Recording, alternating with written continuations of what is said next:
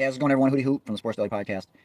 And I was listening to Doug Gottlieb on Fox Sports Radio, and he has been on my show, along with many others. If you haven't checked out my podcast, you can watch almost every episode here on YouTube, and you can listen if you just want to listen to the audio on all audio platforms for the most part. And he was talking about Caitlin Clark and her shenanigans during the games, and is she fair game? Obviously, she's fair game. Cameron Brink, from my sources, have told me that she was addressing the Stanford center, forward center, um, was addressing the Iowa State bench, not the referee. It looked like she was addressing the referee.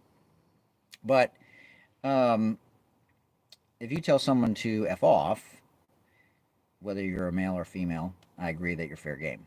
Do people either love it or hate it just because there's comparisons to the men? Clearly.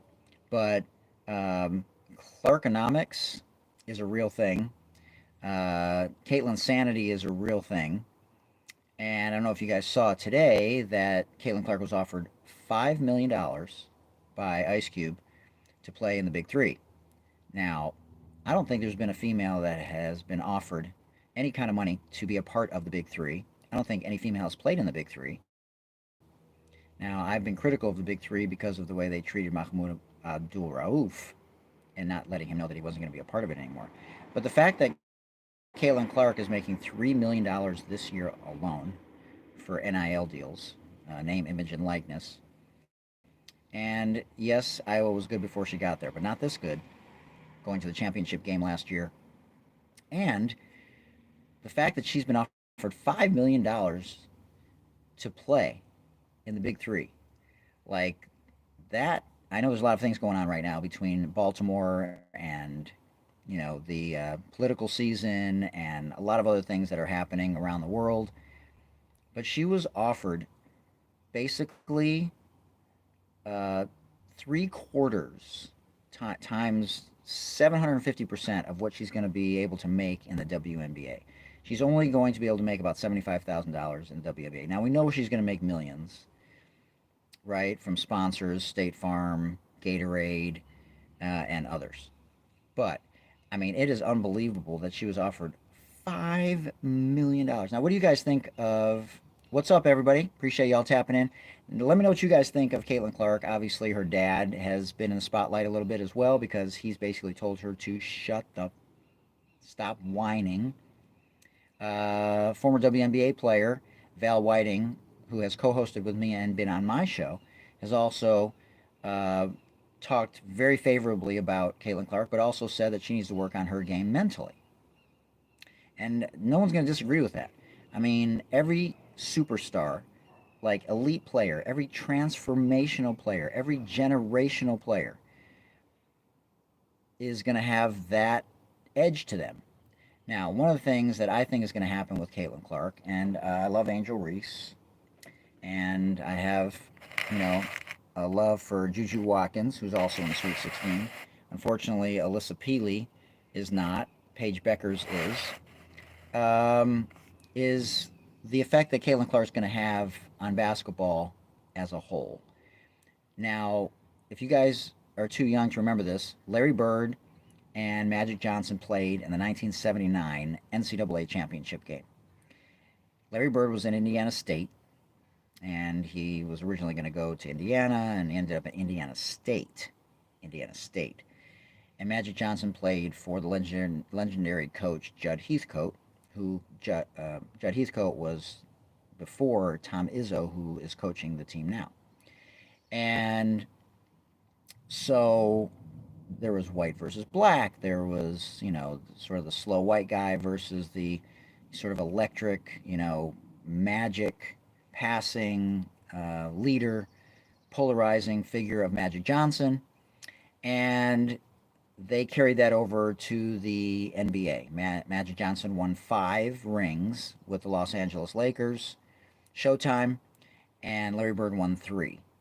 They should have only won 2. The Pistons should have won one of those when Larry Bird stole that ball and saved it to uh, Dennis Johnson, and Dennis Johnson laid it in Game 6.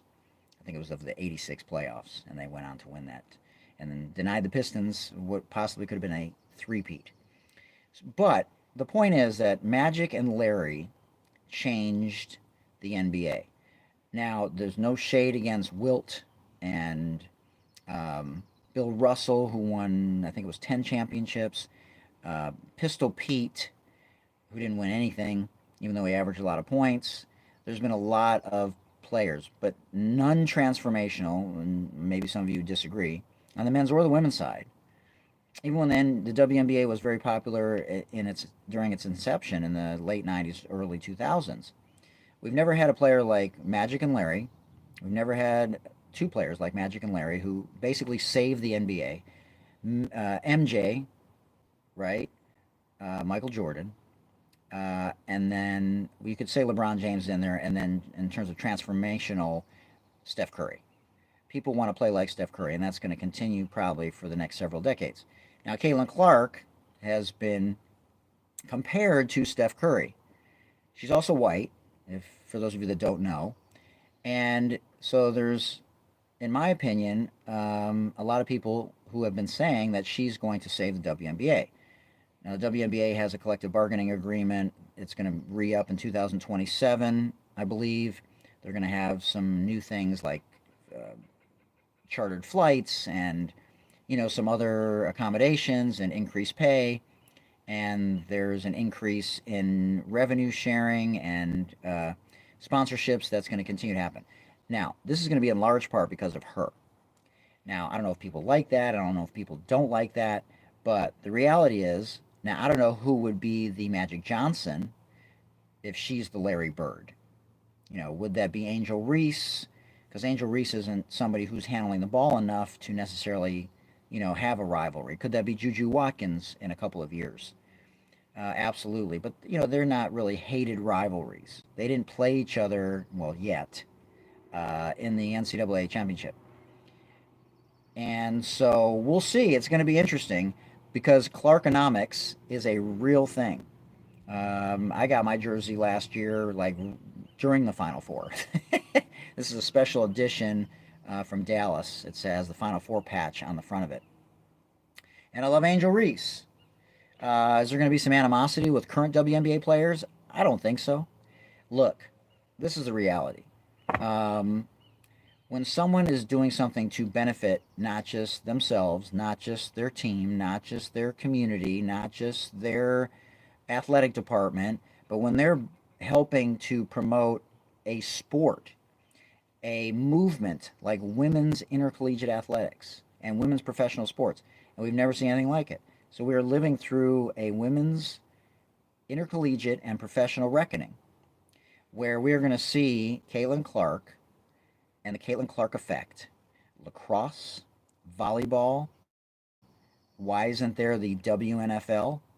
Could it impact the NFL wanting to start the WNFL? And women's NIL deals and deals with women and women products. See, we never say anything with regards to women models. You notice that? With regards to women's models make probably 10 times at least more than men's models. Why is that?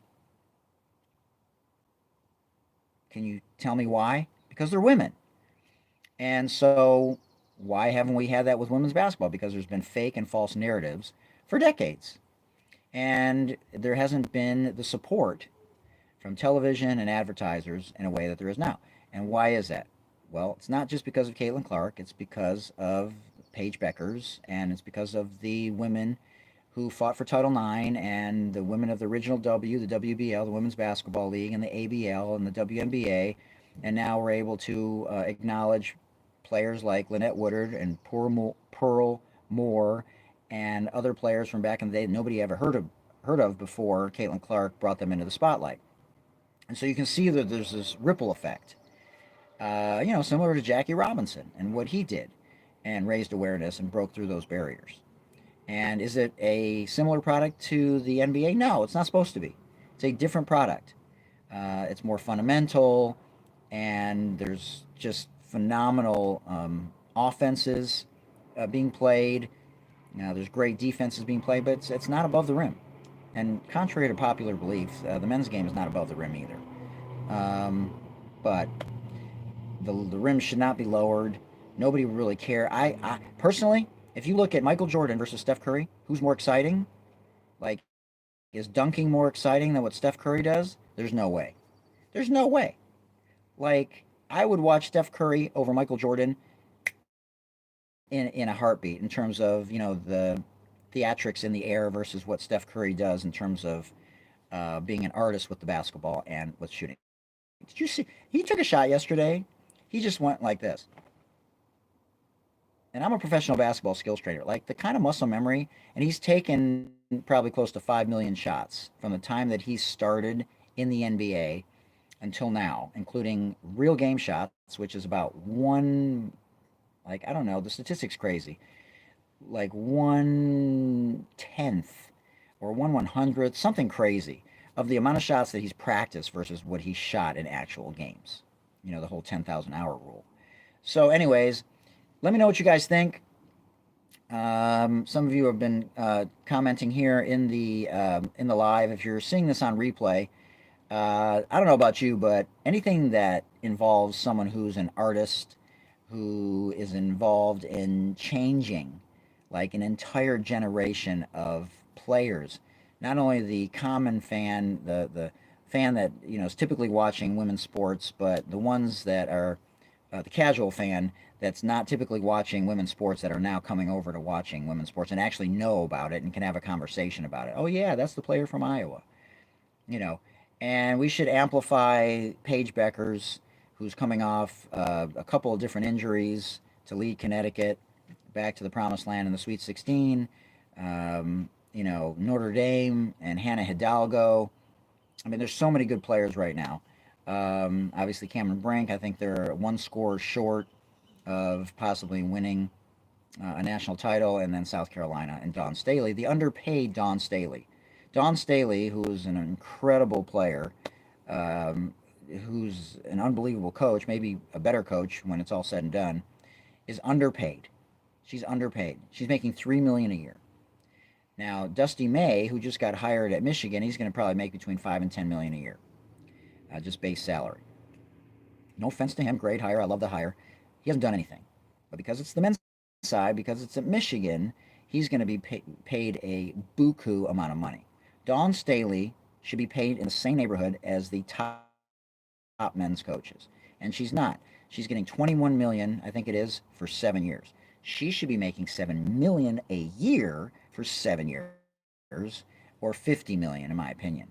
I mean, what she's done that has helped not only her program and South Carolina, and I would argue that it helped the men as well this year, because maybe men's players want to come play at South Carolina because the women are doing so well. You don't really know what the reasons are. NIL, right? If they're getting sponsorships, name, image, and likeness, that type of thing. But Dawn Staley is underpaid, in my opinion. So let me know what you guys think about that as well. Love to hear your comments. But man, women's athletics, the Nebraska volleyball program played in front of 95,000 fans at their football stadium this year. Caitlin Clark played in front of tens of thousands of fans as well in an early preseason game and an exhibition outdoors as well. And what she's doing to amplify the women's game. And again, does she have work to do? Yes. Should she be throwing F-bombs in the middle of games?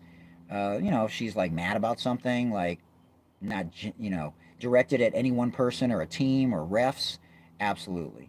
That's fair game to, ask her to be a better version of herself. Cameron Brink, same thing. Whether she was talking to the refs as she was walking by or the Iowa State bench, doesn't matter. But, I played 4 years of college ball. I wasn't proud of a lot of the things that I did. I have not received a technical foul. Well, maybe in the last 8 years, not many. And so I've tried to become a better version of myself. So Caitlin Clark, she knows she's an example to little boys and little girls. She has carried the weight of women's basketball this past year and a half, and she's done it with, for the most part, flying colors. But again, I think she's going to be the Larry Bird of the WNBA. I think television and sponsors are going to continue to go through the roof. There's going to be rivalries. There's going to be trash talking in the WNBA. There's going to be sold out games. I would bet at, if not every away game, nearly every away game in the WNBA this year, and it's going to be amazing. Obviously, she's going to go to the Indiana Fever, and it's not going to be that far away, about 350 miles away from Iowa. So she's going to have a tremendous fan base, anyways, but especially now. So let me know if you guys have any other questions. I hope you're enjoying March Madness. These matchups, Caitlin Clark goes up against Colorado. Colorado is good. They beat Kansas State at Kansas State in the round of 32. Disappointing loss for Kansas State, but Colorado's good. They got a quick little point guard. They got a transfer from Michigan who can shoot. They got a couple of post players who are legit. But it's going to be styles of play, I think, and I think Iowa's going to come out on top. And then I believe they would play UCLA if UCLA wins for the right to go to the Final Four, or USC. Anyways, it's going to be very interesting. So I hope you guys are enjoying both men's and women's road to the Final Four. But anyways, I just want to come on here. And the other thing I wanted to mention was this, because I think I would be remiss if I didn't talk about this. There was the woman who was the chairperson for number 45 that was recently hired and then let go by NBC, because the employees, for the most part on air, from NBC, MSNBC, and CNBC were very critical of that hire. And they felt like it undermined the NBC brand. And so the CEO basically let the person go.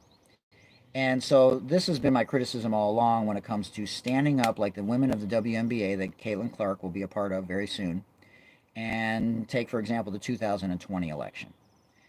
They changed 2 elections in 2020, among other things that they did.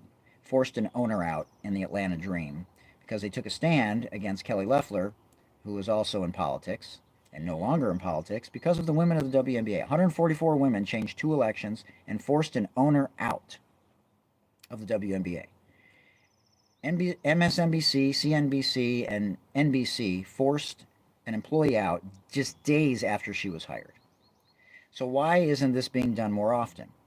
Well, because there's all the excuses you could ever hear from professional players.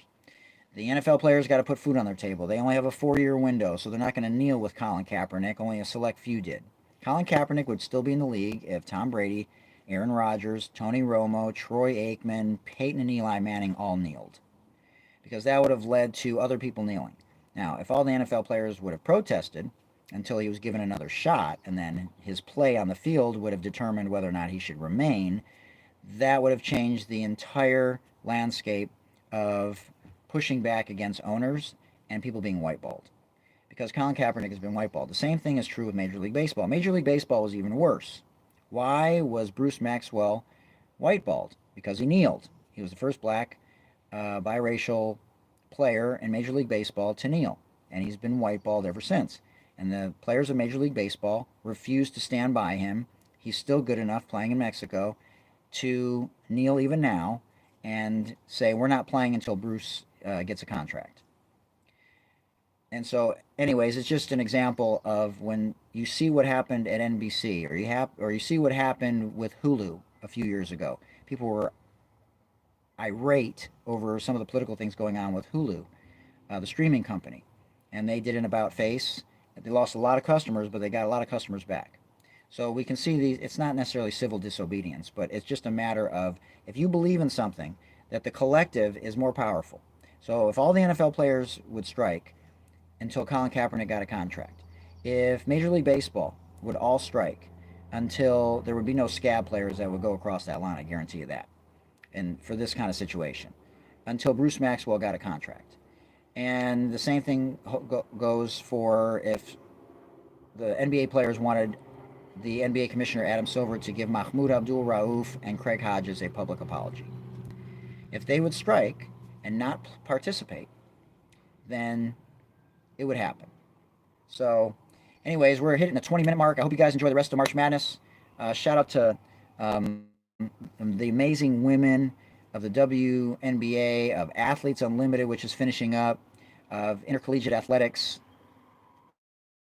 and we here in the Sports Deli bet on women, and we don't want to forget our history, all the amazing women that have come before, Billie Jean Kings, the Serena Williamses, and everyone else that's fought for equality in women's sports and Title IX. So if you have any other questions, feel free to email me at thesportsdeli@gmail.com. You can always put some comments here and let me know what you guys think of some of the things that we talked about today. And much love and light to everybody. And thanks for tapping into the Sports Deli. And we will see you guys real soon. And if Michigan's not playing, go Iowa. And I love all the women. Like, the game's amazing. I love Juju. I love Paige. And one last thing. Caitlin Clark to me is number one. Juju's number two. And Paige Becker's number three. So, Jordan is clearly in agreement with me. And we'll see you guys next time. All right. Much love, everybody. I don't know how to shut this off, but I'm going to figure it out. It's one of the few lives that I've done here on YouTube. But thanks for tapping in. We've had a lot of people tap in today. All right. Let's see. What do we have to do here to shut her down? Does anyone know? Can somebody put it in the chat? Do I hit the live button? We still got a lot of people here. Let's see. How do you shut this down? I literally have no idea how to shut this down. What do I do here? This is a pin to live stream. I don't know how to do that. What is this? Highlights saved to your channel. Well, we're trying to figure it out. What are you guys doing? What are you doing? What, my car? Yeah. Oh, okay. We are getting ready to go to gymnastics, ladies and gentlemen. Starbucks first. Yeah, but what? I don't understand that part of it, though. Like, what's the reason why we're doing that for him? Like, can't he go himself? Why are we bringing a coach? Why are we? I'm a coach, so I would understand. But why are we bringing a coach a drink from Starbucks? Nobody's ever brought me a drink from Starbucks. Like, literally. Everybody knows my drinks. How do you shut this off? Oh, I think you hit the X button. Anyways, let me know what you think about this Starbucks situation. Okay, later, y'all.